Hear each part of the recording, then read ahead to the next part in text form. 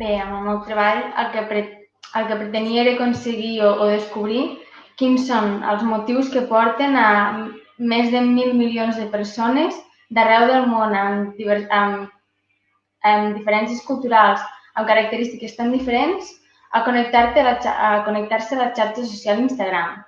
I bé, per aconseguir-ho, he recopilat informació de les xarxes socials i sobre la conducta de les persones a través de bibliografia i un qüestionari. El fet de donar valor a l'educació, perquè m'ha fet adonar que qualsevol eina pot ser perjudicial o beneficiosa segons l'ús que se'n faci. Per tant, la persona necessita conèixer com és aquell producte, com s'utilitza, quins beneficis pot portar i quins perjudicis li pot ocasionar.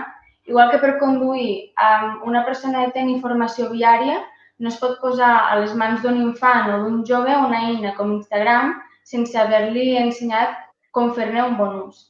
I bé, en relació amb l'adolescència, també he descobert la importància del desenvolupament neuronal.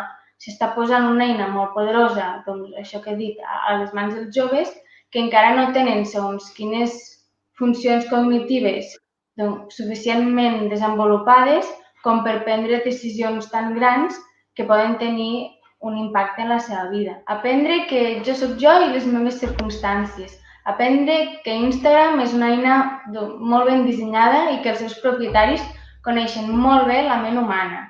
Aprendre sobre la condició humana. Aprendre sobre els múltiples factors i condicionants que intervenen en la conducta de les persones. Aprendre que vivim en una societat que porta al límit aquests interessos comercials i aprendre que l'adolescència és injustament tractada, de vegades, i que seria positiu que la societat en conjunt s'informés o ens informéssim sobre el neurodesenvolupament adolescent. I bé, això m'ha resultat molt interessant i vist com d'important és l'educació.